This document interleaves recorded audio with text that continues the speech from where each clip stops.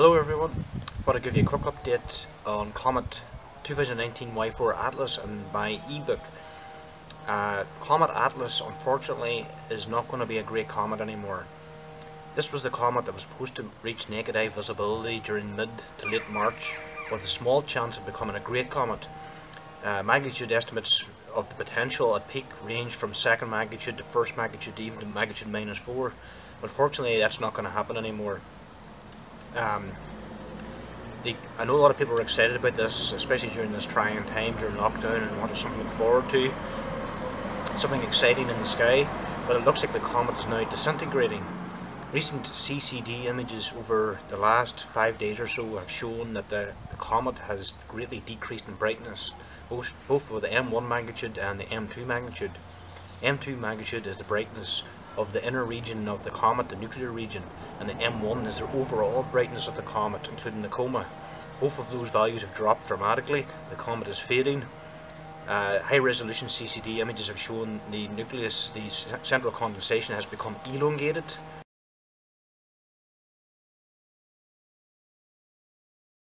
Which is not a good sign. It's elongated away from the sun, and there's even detections recently in the last 48 hours of a secondary pseudonucleus, a secondary condensation, indicating that the actual nucleus itself is split into two components at least, as well as being elongated. Some recent images even show a form not dissimilar to Comet Shoemaker EV9 in 1994 when it split before hitting Jupiter. But at the moment it seems to be two fragments. They're elongated. They'll probably dissipate and dissolve into a rubble pile, a diffuse glow, and eventually fade out into the background sky. So it's not going to be a great comet anymore, so unfortunately we have to put an end to any excitement in that regard. But a disintegrating comet is still an interesting thing. A lot can be learned from it. The composition of comets are still quite mysterious. Some comets are very solid entities, while others are very loosely held together rubble piles. But anyway, it looks like the comet doesn't have a bright future. But I urge you to photograph it if you can, and observe it if you can on the nights ahead. The full moon is now waning, so there'll be a brief opportunity in the evening sky before moonrise. The sky gets dark over the next few nights, ranging from 1 hour to a couple of hours. So that could be the last chance to see it before it fades away completely. So any observations now are of great scientific value, so please keep tracking it until it fades away. But anyway, let's not get too disappointed. Comet Ison did the same thing. Comets are completely unpredictable objects. As the famous quote from David Levy, comets are like cats. They have tails and they do precisely what they want. No better quote fits comets than that. Comets can take us by surprise. Faint comets can suddenly go into outbursts and become bright comets. Comets with a bright feature can disappoint and fade out, which is what happened again for us. Unfortunately, it's happened twice for us in the Northern Hemisphere. We haven't got treated to a bright, great comet since Hale-Bopp in 1997. That's a long time ago. We're long overdue a comet here. Southern Hemisphere observers have had two great comets since then, Lovejoy and McKenna, but we have quite a drought here in the Northern Hemisphere, and many of us are really want to see something great in the near future. But that's the nature of comets for you. New comets are being discovered all the time. There's a possibility a bright new comet could be on the way. We don't know about it yet, so let's not get our hopes down.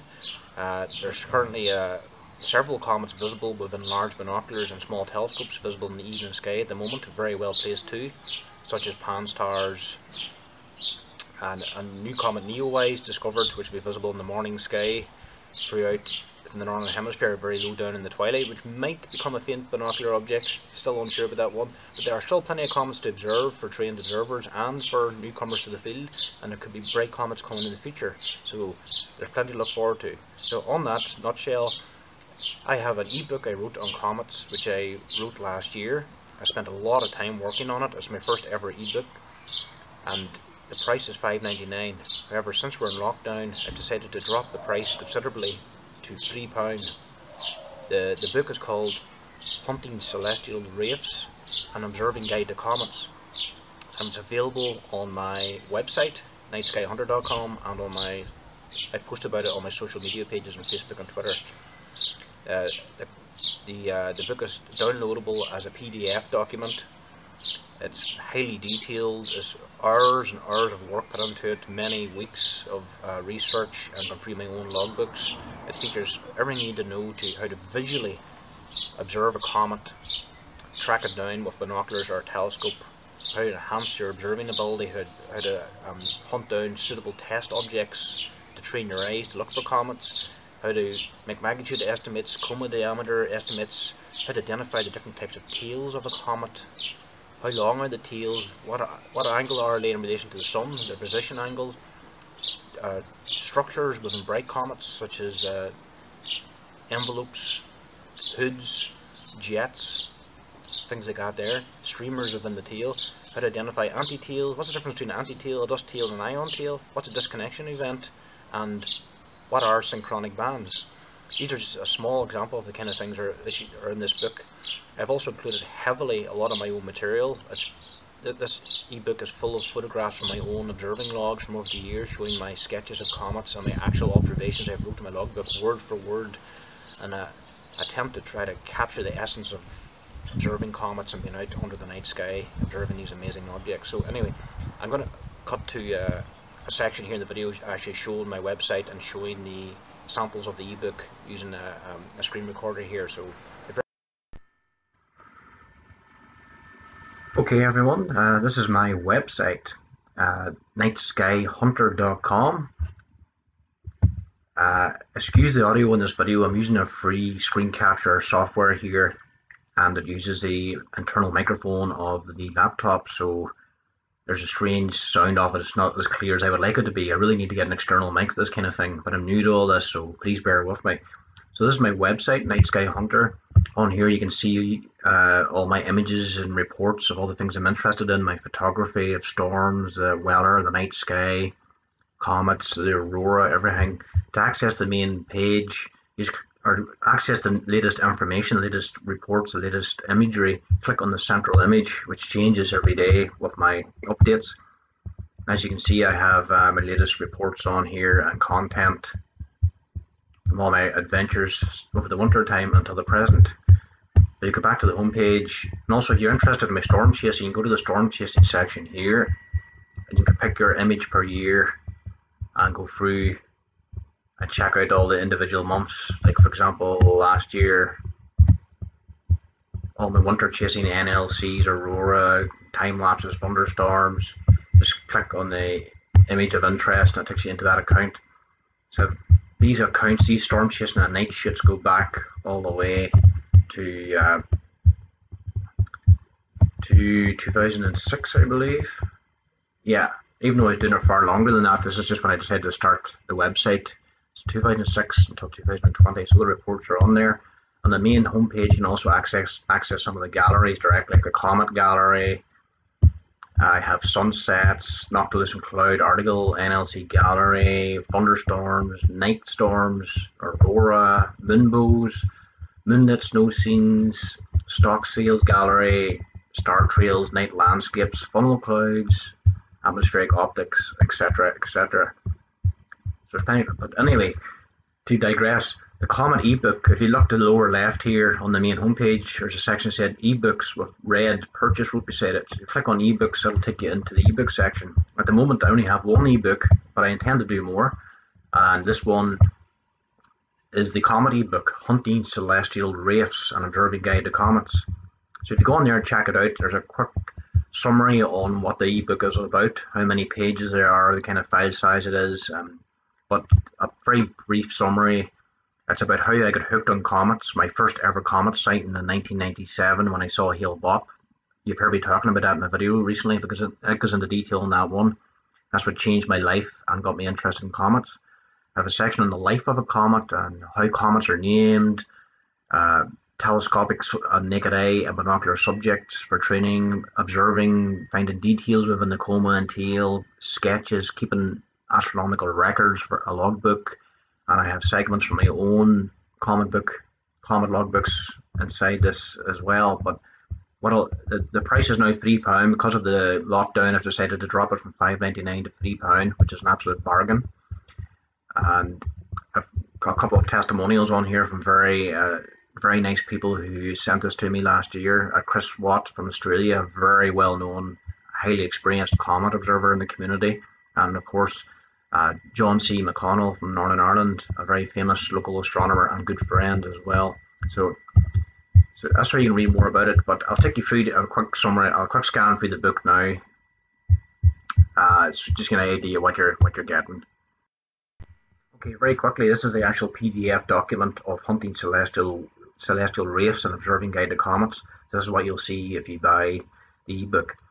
There's the front cover page. So very quickly, it takes you into my first sighting, the apparition. Yeah, I've included a photograph here of Comet Hale-Bopp in '97 by John C. McConnell from Montgomery. Took that on a photographic slide. Why observe comets? The life of a comet, basic structure, how comets are named after discovery, whether by spacecraft or automated survey programs or by amateur astronomers, or a combination of all three. Instruments for observing comets. I go into detail about the basic types of telescope, refractors, reflectors, compound telescopes, and of course binoculars as well. Using examples of my own equipment from over the years. I have a section on finder scopes and reflex sights, such as the Telrad. Telescope aperture versus comet magnitude. How faint a comet can you detect given your telescope size, aperture. Calculating the field of view of your eyepieces. Training your eyes. These are test subjects. Deep sky objects, telescopic test subjects, naked eye test subjects. Comets visible tonight. What resources do you use to find comets in the night sky, with links to those appropriate websites. How to find a comet in the sky using star charts, digital setting circles, go-to telescopes, or star hopping, or actual visual sweeping of the sky. What to look for in the eyepiece. This is when it gets interesting. I go into a lot of detail about what comets look like and different features you can see, and I heavily rely on my own sketches. These are photographs taken of my comet sketches directly from my own logbook, along with like a sentence or two or a paragraph from that observation to sort of add meat to the bone of the comet itself and what you can expect to see. Motions of the comet, features within the coma, features within the tail, the degree of condensation. I have a whole section on that. How to rate a DC of a comet, and I have examples of the scale from 1 to 9 of what a condensed or diffuse comet looks like through the telescope. Measuring the apparent coma diameter, the semi-lattice rectum and vertex distance. I bet many of you haven't heard of that before, but I have a section on that too. You'll learn about it on here. Coma structures. These are interesting. These are things you normally see with bright active comets, such as hoods and envelopes, jets, streamers. Again, using my own observations and sketches from over the years of different comets. How to measure the tail position angle and length. Types of tails, such as ion tails, dust tails, and anti-tails. Synchronic bands. Anti-tails, of course, the famous comet Aaron Roland had the most famous anti-tail of all time.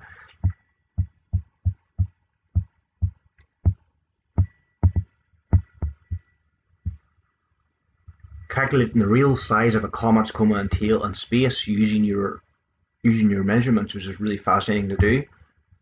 Estimating the magnitude of a comet, quite a bit of detail there, going in through the various methods of how to do that.